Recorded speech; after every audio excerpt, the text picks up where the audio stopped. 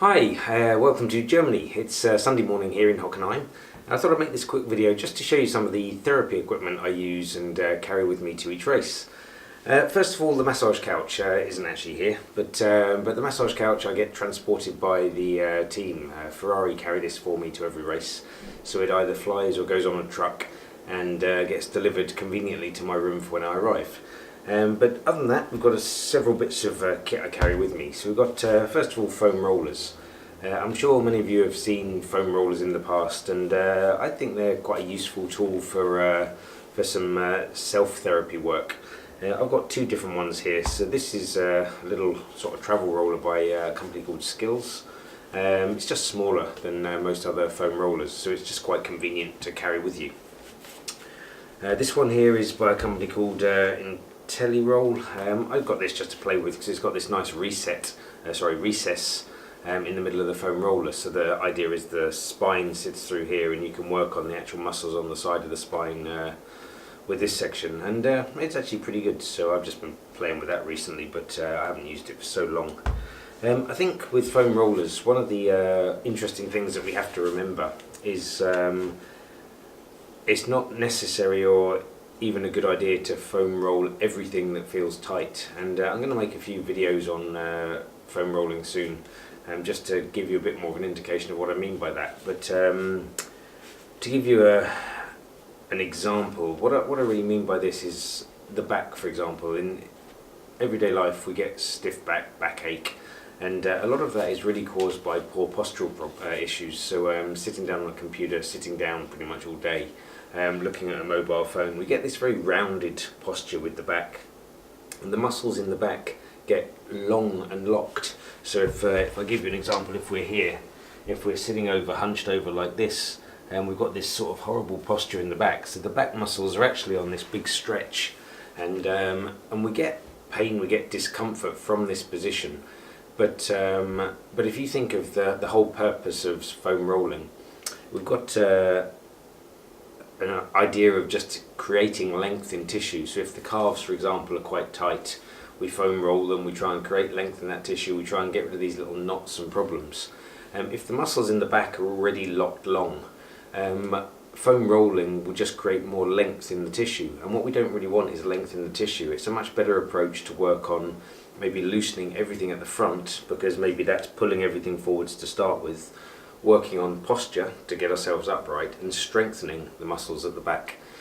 Because, like I say, in this sort of position, it's more the case that the back muscles are weak and just being on constant stretch that cause most of the problems. So in these sort of areas, just jumping on a foam roll and rolling the sort of crap out of the back isn't necessarily going to do it so much good. So like I say, with the foam rolling, it's really just finding the right application and the right area to foam roll to make sure you're really achieving the objective you're looking for. So like I say, I'm going to make a few videos on that.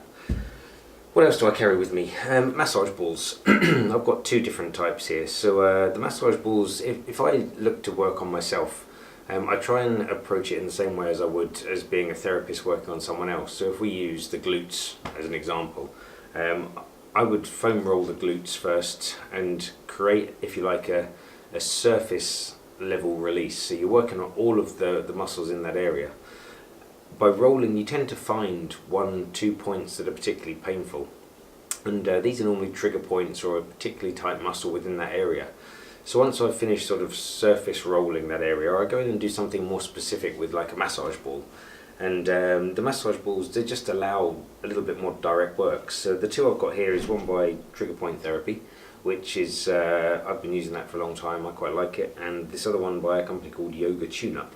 The difference between the two is this one's a canvas material, so if you've got a carpeted floor, it's quite good because you get the grip from one of these. Up against a wall that's got quite a rough surface, you can do quite a lot of work sort of with the ball in between your back, for example, and the wall.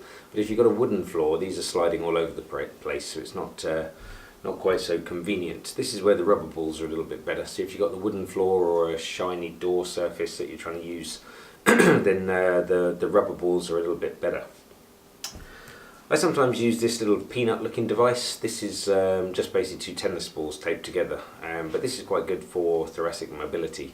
So I wouldn't say I use it a lot, but that's something I carry around with me just in case. What else is there? Looking at more sort of specific tools.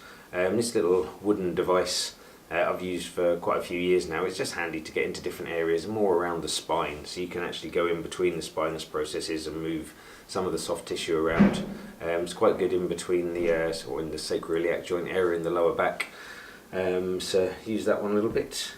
I also have here a selection of needles. These are acupuncture needles, and I'm also trained in dry needling. So it's dry needling is kind of similar to acupuncture in lots of ways.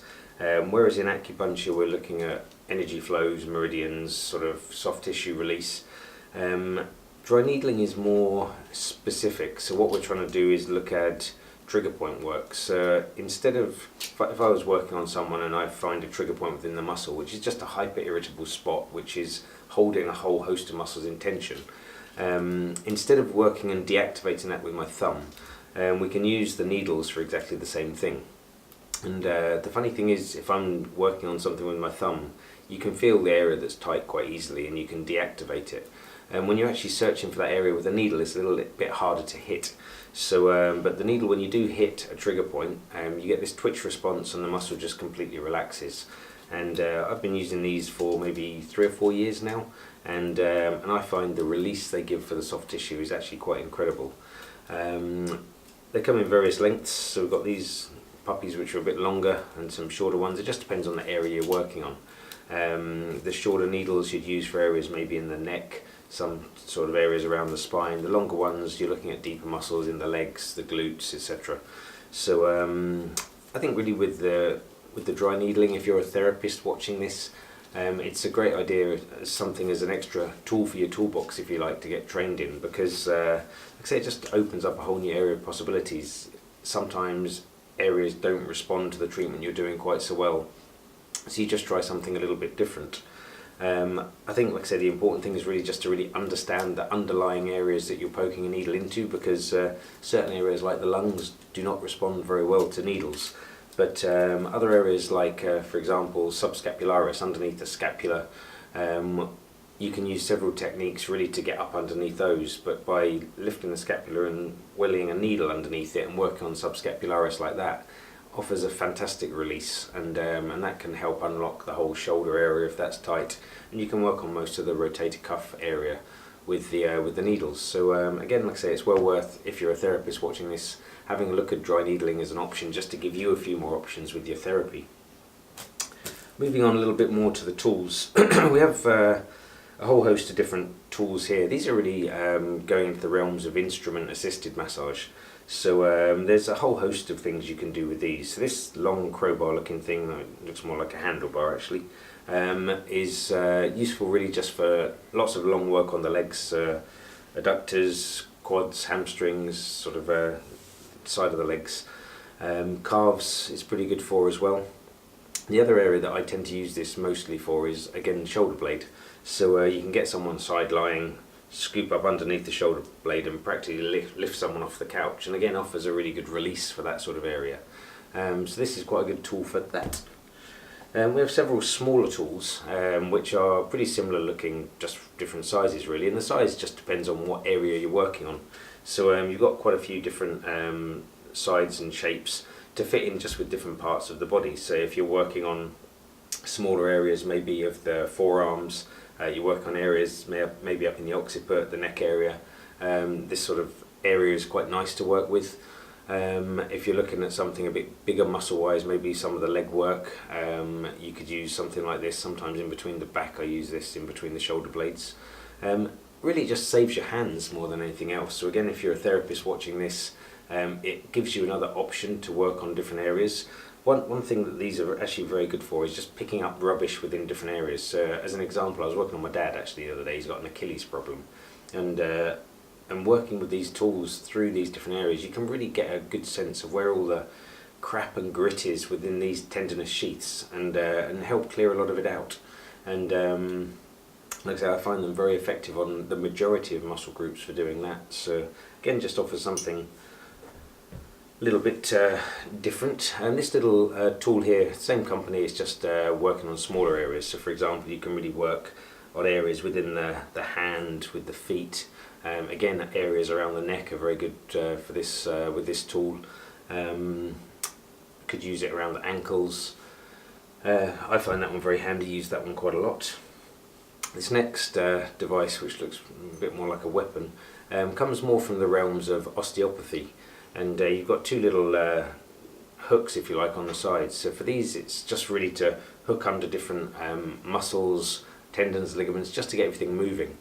When we train, when we get different I don't know, injuries, if you like, with training we get microtrauma, and with microtrauma comes small bleeding within the muscles, and instead of muscles moving over each other smoothly, they tend to get stuck to each other and just move as one big clump, and all sorts of things can get stuck in that. So using one of these tools just to separate some of those different areas is quite useful. So yeah, like I say, it's worth having a look at, something like that, if you're working with a lot of the manual therapy stuff with the soft tissue work.